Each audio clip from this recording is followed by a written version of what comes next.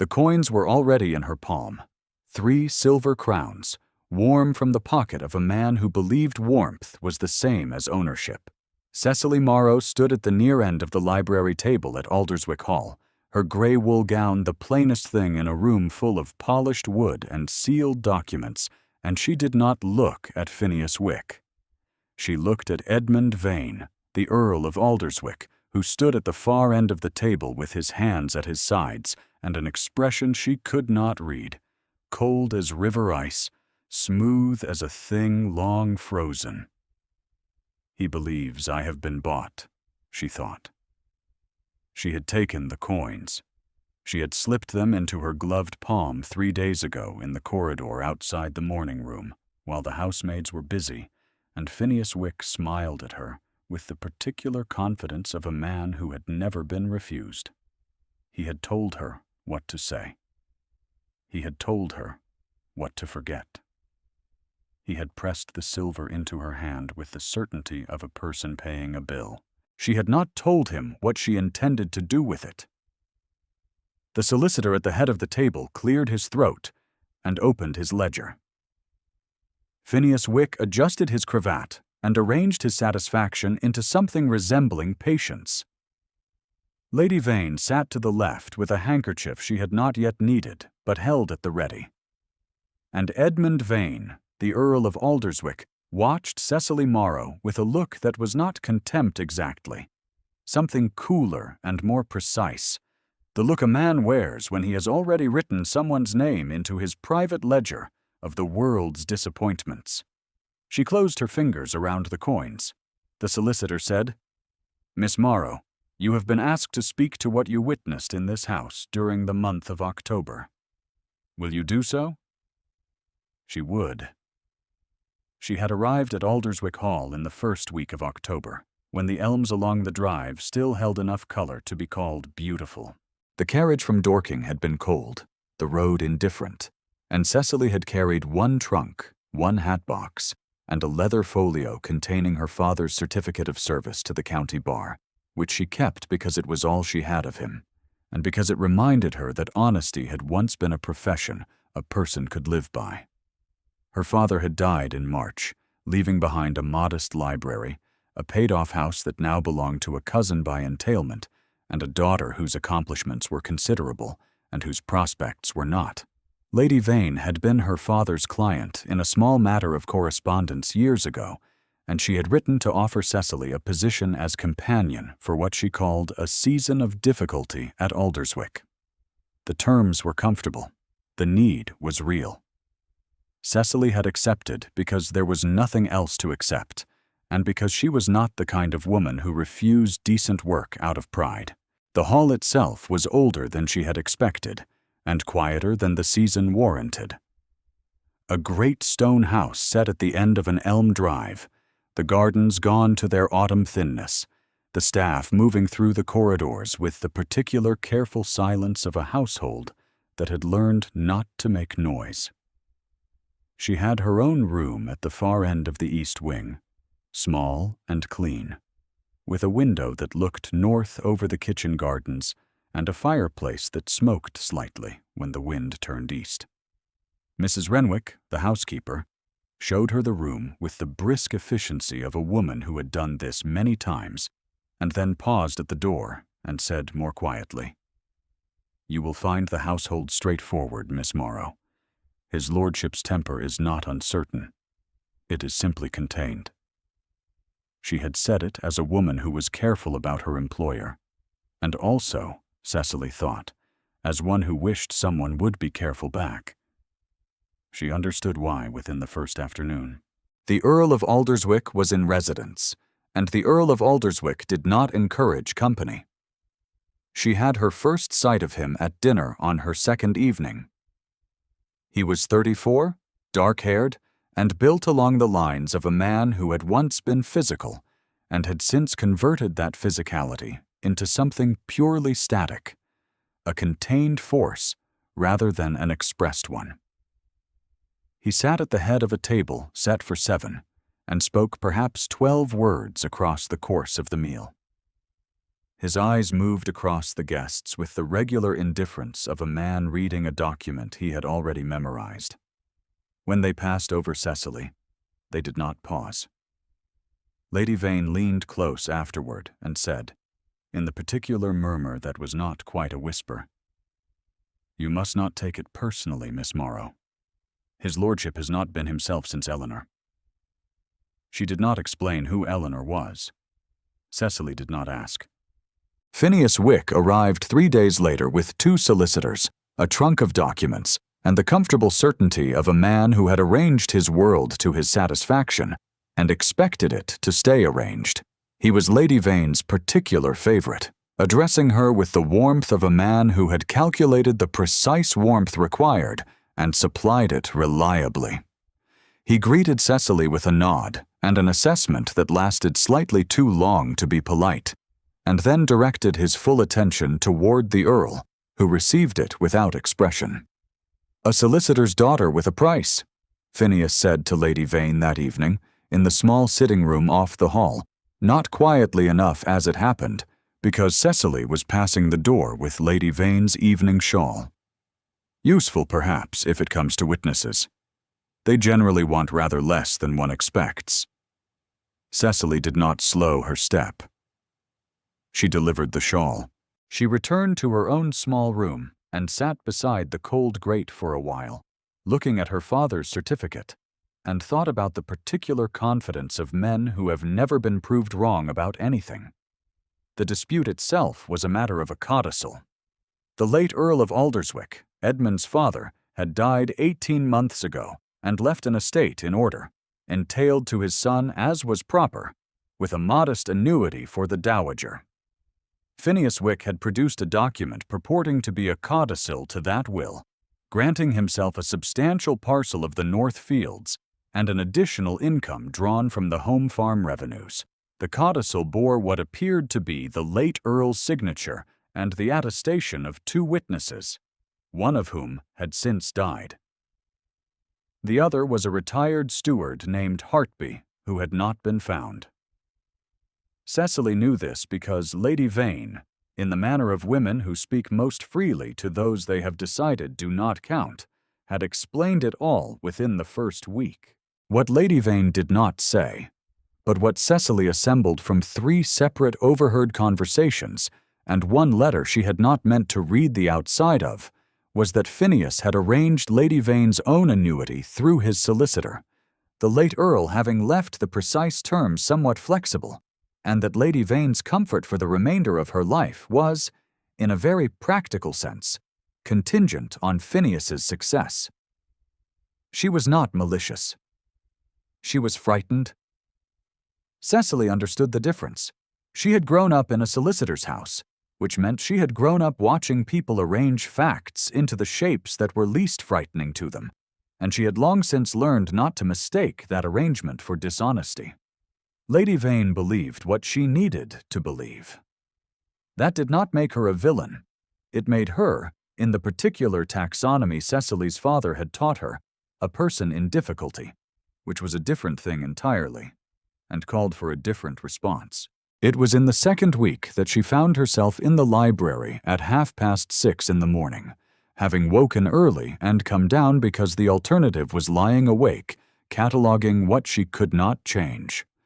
The library at Alderswick was floor to ceiling, lit in the early hour by a single branch of candles she had brought herself, and it smelled of the particular cold specific to old books and high ceilings, that combination of tallow and old paper and something else entirely, something that had to do with the accumulated years of the house itself. The candles threw their small warm circles against the leather spines and the reading table's dark surface, and accomplished very little against the height of the room. She had come to find a volume of legal precedent she vaguely recalled her father owning. She did not know why she wanted it, only that she wanted something familiar. She found it on the 3rd shelf, and tucked inside its front cover, where it had apparently been placed as a bookmark and then forgotten when the book was reshelved, was a letter in a woman's hand. She did not read it. She saw the salutation, "My dearest Edmund," and the date 3 years and 4 months prior, which would have placed it in the month preceding the date of Lady Vane's first mention of Eleanor. She saw the hand, careful, young, slightly unsteady, the hand of someone who was ill or who was writing something they found costly. She held the book open for a moment longer than she meant to, long enough to understand what the letter was and what it was not, which was hers to know. She placed the letter back. She closed the book around it. She set the book not in its original position, but on the corner of the reading table, spine turned so it would be visible, positioned where the person who knew it existed would find it when they came down. She took her own book and left. She did not know he had been there. He had come down before her, silent as the house itself, and had been standing in the alcove behind the reading table where the globe stood, reading by the thin eastern light. He had watched her find the letter. He had watched her not read it. He had watched her close it with care and set it where he would see it, and leave without taking anything that was not hers. He stood in the alcove after she had gone and did not move for some time. He said nothing to her about it. He was not a man who said things about the small matters that moved him. The next morning at breakfast he said, "Miss Morrow, you are eating nothing. Eat something," in the tone of a man issuing an instruction about a household matter, and Cecily, who was startled, ate. 3 mornings after that, he said, "The east corridor is cold. You should not work there." When she had been working there by choice, because it was where the light was best, and because she had not wished to be in his way, she moved to the morning room without argument. The morning room had a fire. She told herself these were not things that meant anything. She told herself this with some energy, on several occasions, in the small room at the end of the east wing where she slept, looking at the ceiling with a hand pressed flat against the peculiar warmth that had taken up residence below her collarbone.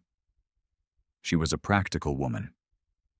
She was not the kind of woman who constructed significance from a sentence about breakfast. She was also, she acknowledged to herself in the manner of a woman who respected accuracy, not entirely succeeding at this particular act of self-discipline. The evidence against her practicality continued to accumulate. She knew, without looking, exactly where he was in any room she shared with him. She was aware of the particular quality of his attention, the way one is aware of a change in the weather, not as an event, but as a shift in the pressure of the air. When he was present, the room had a different specific gravity. When he was not, there was a flatness to the afternoon that she declined to name. She kept her eyes on her work. Her work was never quite enough. If you have ever sat beside a fire that you were not permitted to claim as your own, you will understand how Cecily spent those middle weeks at Alderswick, close to a warmth she could not name, certain it was not meant for her, making herself useful and keeping her hands occupied and looking, when he passed through a doorway, precisely at the floor. There were afternoons, 3 of them across the last days of October, when he came to stand near her without obvious purpose. Once at the morning room window where she was arranging Lady Vane's correspondence, standing beside her close enough that she was aware of the weight of him in the room, the specific gravity a person has when they are paying attention. He had looked at the drive, not at her, and said nothing for long enough that she had almost looked up. Once in the library when she was returning books after cataloging, and he had taken the volume from her hands to replace it on the upper shelf without being asked, and their hands had passed within an inch of each other in the transfer, and neither of them had commented on the temperature of that inch. Once on the garden path when she had been walking for air, and he had fallen into step beside her, simply fallen into step, as if this were entirely ordinary, and they had walked the length of the kitchen garden wall in silence, which was in its own way a complete conversation. She filed these afternoons under the heading of things that did not mean what they appeared to mean, and kept working. The settlement hearing had been set for the second week of November. In the last week of October, while the elms had shed their color entirely and the grounds lay in the gray patience of autumn, Edmund Vane came to stand beside her at the morning-room window where she was writing a letter for Lady Vane, and was silent for long enough that she looked up. He was looking at the upper gallery, or rather at the north wing where the upper gallery was, and his face had the particular quality of a man looking at something that is not there anymore. She followed his gaze and looked at the north wing and looked back at him. And because she was her father's daughter and could not let a silence mean nothing when it clearly meant everything, she said, "I found Eleanor's letter. I left it for you. I hope that was right." He did not look at her. He said, "She died in October, 3 years ago." His voice was level and quiet, the kind of quiet that cost something. The child did not survive either. The physician said he should have warned me earlier that the risk was. He stopped. He said, "He did not warn me." "I am sorry," Cecily said. He nodded once, the way people nod when they have heard the phrase so often it is worn smooth. And then he said, "The letter was placed in that book by the footman who cleared her desk." He did not know what it was. He was quiet. I did not know it was there. He left the morning room without having asked her anything, which meant he had come not to ask anything, but simply to have said it. Perhaps because she was the person who had found the letter and not read it, and that particular quality of discretion had earned him. She sat for a long time after, her pen suspended, her letter unfinished, and thought about grief that has had 3 years to calcify into a daily labor, and about a man who had needed to tell someone and had had no one to tell. If you are still here, sitting with Cecily in the morning room while her pen dries and the afternoon light shifts, you will understand why she sat longer than she meant to. Some things warrant the time. Phineas Wick came to her on the 28th of October, between the end of luncheon and the beginning of the afternoon. He found her in the corridor outside the morning room, which was perhaps not entirely by accident on his part. He was genial and precise, and he explained what he needed from her at the settlement hearing, a confirmation that she had been in the library on the evening of the 14th of October and had witnessed the Earl in a state of considerable agitation, going through his father's papers, in a manner that might suggest, he was careful here, a certain interference with documents. She had been in the library on the 14th of October. She had been reading by the fire. The Earl had come in, gone to the document cabinet, removed a folder, read something from it, replaced it, and left. He had not been agitated. He had been deliberate. Phineas placed the 3 silver crowns in her palm. He folded her fingers around them with the smooth efficiency of a man who had done similar things before. He said, "You will find that clarity comes to honest witnesses when they take proper time to recollect." She said nothing. She looked at the coins. She closed her hand. She did not tell him what she would do with them. She went that afternoon to Lady Vane and explained about the annuity arrangement, that Phineas's solicitor held the papers, that Lady Vane's comfort had been made contingent on the codicil's success. She told her plainly, without embellishment, using the vocabulary her father had used when delivering unwelcome news to clients, giving her the specific facts, the likely consequences, and the difference between what the law permitted and what justice required.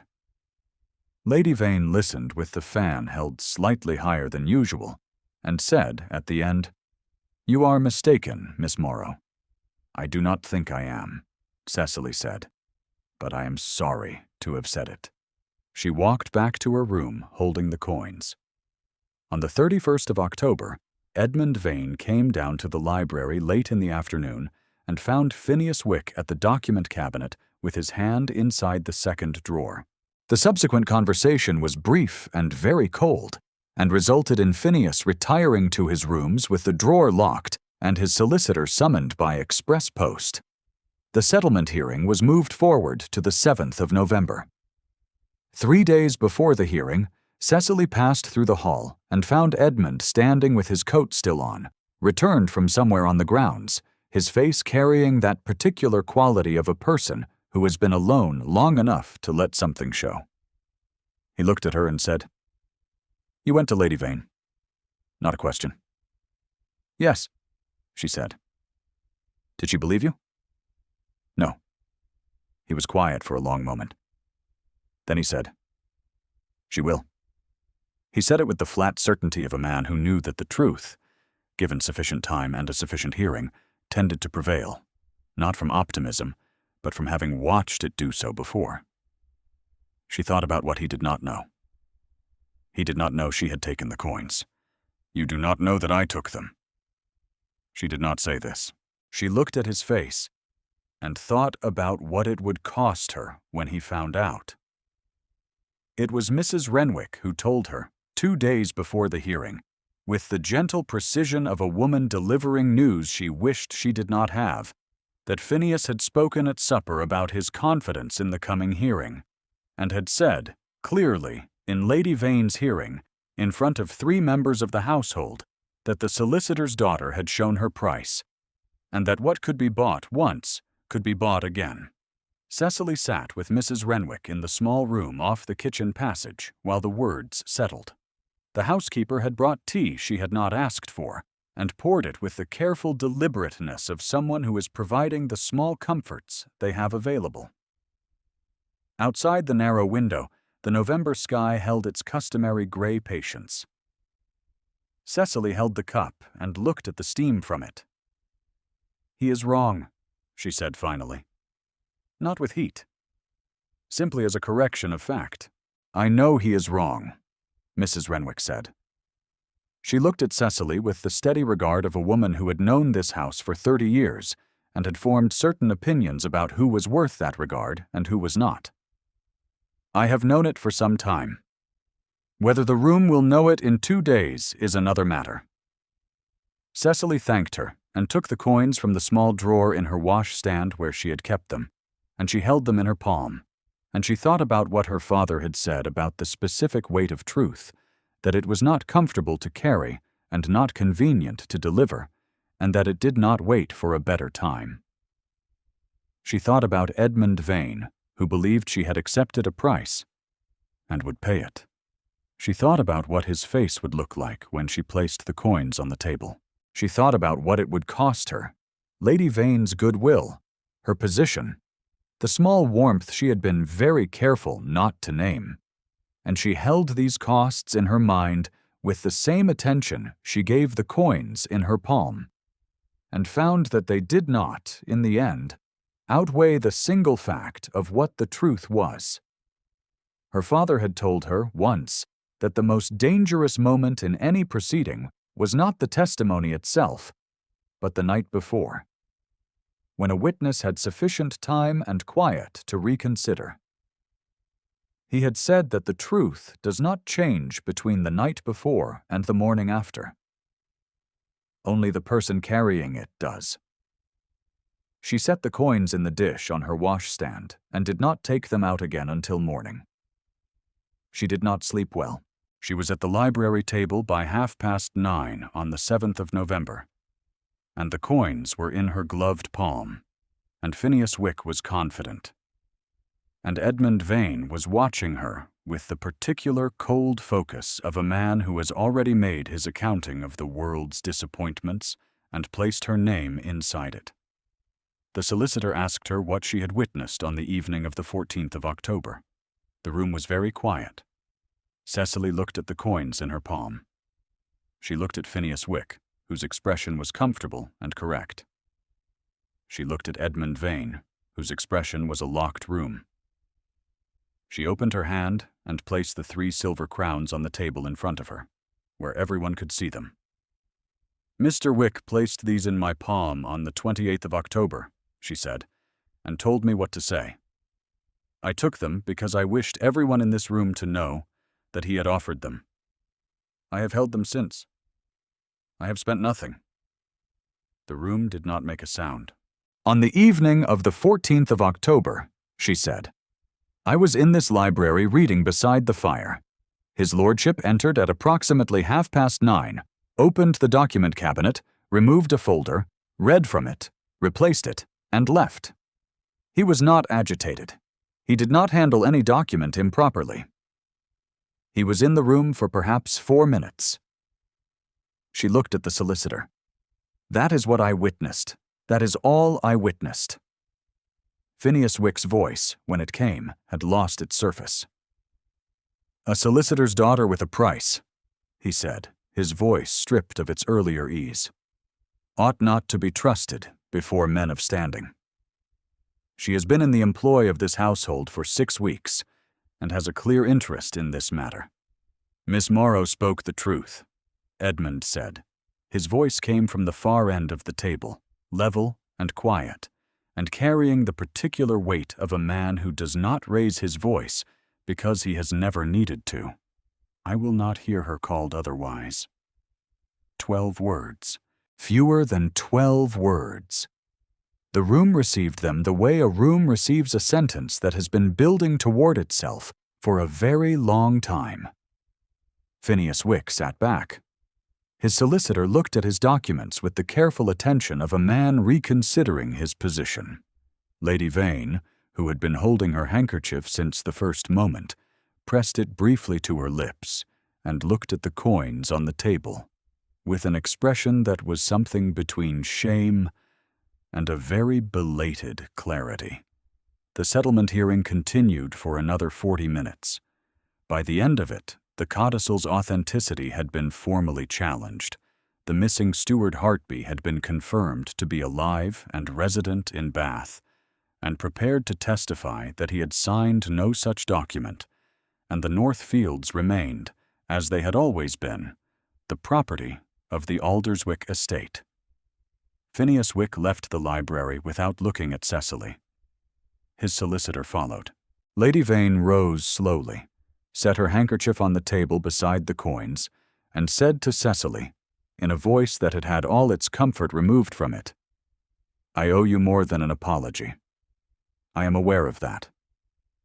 She left. The solicitors gathered their papers. The room cleared by degrees, the way rooms clear after something that matters, with the particular care of people who sense they are leaving behind something they should not disturb. Edmund Vane did not leave. He stood at the far end of the table when the room had emptied, his hands at his sides, and looked at her across the document-scattered surface, with an expression that had, for the first time since she had known him, lost its frost. Not warmth, exactly. Not yet. But the precise quality of ice at the edge of a river in early March, when the pressure underneath has been building long enough that the surface begins, very slightly, to shift. He crossed to the table. He did not speak immediately. He picked up the 3 crowns from where she had placed them, and looked at them in his palm. Not as objects, she thought, but as a kind of evidence of something he was still assembling the meaning of. Then he set them down on the table in front of her, between them, equidistant. You could have spent them, he said. I know, she said. You could have said nothing about where they came from. I could have, she said. My father used to say that honesty is most useful when it is most costly. He was a solicitor. He said it often enough that I began to believe him. Edmund looked at the 3 crowns on the table for a long moment. Then he crossed to where she stood, not quickly, not with the urgency of a scene, but with the deliberate economy of a man who has decided something and does not need to announce it. And he picked up the coins and held them in his own palm. He did not give them back immediately. He stood close enough that she was aware of the specific quality of stillness he carried, the kind that was not absence, but presence held very carefully in check. She looked at his hand and at the coins and thought about what it cost a person to stand this near to something They had taught themselves not to want. "You found Eleanor's letter," he said. His voice was low. "Yes." "You did not read it?"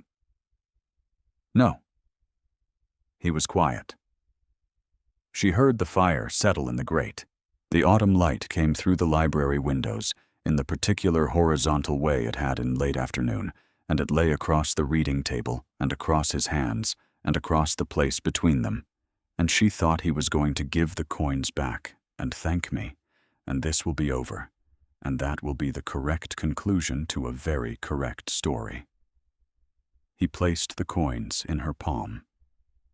He closed his hand around her fingers, around the coins, and the glove, and the small, warm fact of her hand, and he held them there, not for very long. Long enough. "Miss Morrow," he said. Then quietly, "Cecily." Her given name in his voice was not what she had prepared for. She had prepared over these weeks for many things. She had not prepared for the weight of her own name said quietly by a man who had not used it before and clearly understood what using it meant. She did not speak. Her mouth said nothing, and her breath said everything, and she understood at last what the body does when it has been patient for exactly as long as it can manage. "I should like," Edmund said, "for you to remain at Alderswick, not as Lady Vane's companion." He paused. He was not a man who said things imprecisely, and she understood he was choosing the next sentence with care. "I have been told," he said, "that a house does not feel like a house when there is no one in it who actually lives there." I had dismissed this advice as sentiment. I am revising my position. The cold precision of him had not softened entirely. It had shifted, the way a landscape shifts after rain, not different in its bones but altered in its surface, something visible now that had been concealed. She looked at his face and saw the grief still there, settled, carried, not pretended away, and saw beside it something else, still tentative, still learning how to exist beside the grief without displacing it. "That is not," she said, "a conventional manner of asking?" "No," he said. The edge of something almost like amusement moved through his voice and was gone. "I have been told my manner is not always conventional." Her fingers were still inside his hand. She was aware of every detail of this, the coins between them, the afternoon light, the library that had been the site of so much in these 6 weeks, the letter she had not read, the book she had placed where he would find it, the corridor he had told her not to work in, the breakfast he had told her to eat. "I should like to remain," she said. He released her hand with the same deliberate care with which he had held it. And she understood that this was the register of everything he did, each action measured, considered, offered, rather than taken. She thought of Eleanor's letter in the book, placed carefully where it would be found, rather than removed or read or possessed. She thought that a man who handles his own grief that precisely is a man who will handle everything else precisely too. She stood in the library after he had gone. He had duties to attend to, papers to sign, a solicitor waiting in the hall with a great deal of relieved competence, and she looked at the room. The fire had burned down to a generous coal. The afternoon light had moved across the table to the window seat. The document cabinet stood with its drawer properly shut, the key on its hook, the dispute finished. She stood in the center of the room that had been the site of the letter found and not read, the testimony given, the coins placed on the table, and thought about what it felt like to have been exactly the person you were raised to be. She kept the coins. The November weeks that followed were the quietest she had known at Alderswick, which was saying something. Phineas Wick's claim formally dissolved in the second week. His solicitor filed a withdrawal of the contested documents, and the Alderswick estate settled back into its proper order with the same patient solidity with which it had endured every difficulty before. Lady Vane took a fortnight in Bath, and her letters home had the quality of a woman who is reassembling her understanding of events in a more accurate sequence. Mrs. Renwick, who had watched all of this from the particular vantage of a housekeeper who knows every current in a house, said to Cecily one morning in the kitchen corridor, with the simplicity of someone stating a thing that has been obvious for some time, "You will do well here, Miss Morrow. You were always going to do well here. Some of us knew it before others." Cecily thanked her, and did not say anything about the distinction between knowing a thing and allowing yourself to believe it. Edmund came to find her in the library most evenings after dinner. At first, on the pretext of correspondence, he wished her to check, and then, as the pretexts became increasingly unconvincing to both parties, without any pretext at all, he sat at the far end of the table, and she sat at the near end, and the fire burned between them. And he told her, over the course of several evenings, about Eleanor, about her humor, her stubbornness, her habit of leaving books open and face down against every warning about their spines, her particular way of laughing that had been its own weather system in a room. He told her about the morning the physician came. He told her about the months after, when the house had learned its current silence. He was not replacing Eleanor. He was not pretending she had not been. He was doing something different and more difficult. He was letting Cecily see the territory of his life accurately, without cosmetic alteration, and trusting her to know the difference between what had been and what was. She told him about her father, about the certificate, about the particular quality of a man who had believed honesty was a profession one could live by, and had, in the end, been right about that, even though it had not been comfortable. "He sounds," Edmund said one evening in late November, with the fire settled and the windows dark, "like a man I should have liked to know." "He would have approved of you," Cecily said. "He had a particular appreciation for people who did not say more than they meant." Edmund looked at her across the table. The firelight moved across his face, and she saw him as he actually was, not the locked room she had first perceived, but a room that had been locked from the inside by a person who had good reasons for locking it, and was now, with some consideration, beginning to unlatch the door. He said, "I have been considering whether to speak plainly." "I would prefer it," she said. He spoke plainly. He did not make a long speech of it. He was not a man who made long speeches. He said, with the same level quietness he brought to everything, that he found the evenings in this room more bearable than the evenings had been in some time, and that he found her company to be of a quality he had not expected to encounter again, and that he was not yet certain how to hold this information, but wished her to have it. He said the last of this with a precision that made it exactly as much as it was, and not more. Not a declaration, not a suit, but a man reporting what he had found to be true, and trusting her to understand the significance. She said she understood.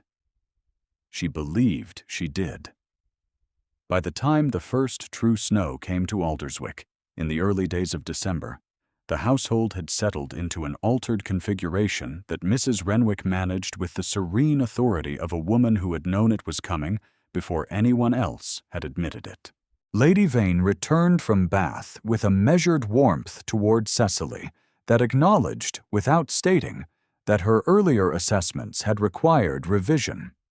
The Northfields were confirmed in the estate's records, the document cabinet relocked, and the ledger in which Eleanor's letter had spent 3 years rearranged in the library shelf, where it would not be misplaced again.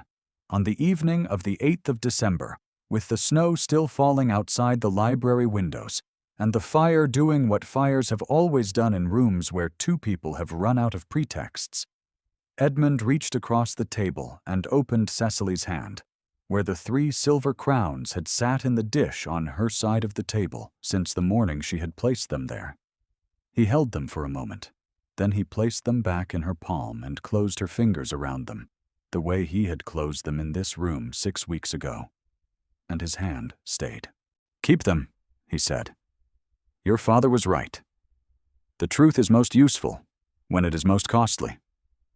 You demonstrated that at considerable personal risk and no small nerve. I should not like you to forget it." She looked at the coins. She looked at his hand around hers. "I was not nervous," she said. "You were," he said. "I could see it. You were very nervous, and you did it anyway. That is the definition." Outside the library windows, the snow was general across the estate, lying on the elm drive and the stone garden walls and the north fields that remained where they had always been, belonging to the house they had always belonged to. The fire held its warmth against the December cold. The library was very quiet. Cecily Morrow held 3 silver crowns in her closed hand and thought about her father's certificate folded in her trunk upstairs, about the letter she had not read and the book she had placed where he would find it, about the corridor where she had not been permitted to be cold, and about the particular quality of being seen, not rescued, not managed, not solved, but seen accurately, by a man who had looked at her with his full attention and found her exactly as she was and wanted precisely that. She did not say any of this. She did not need to. He was still holding her hand.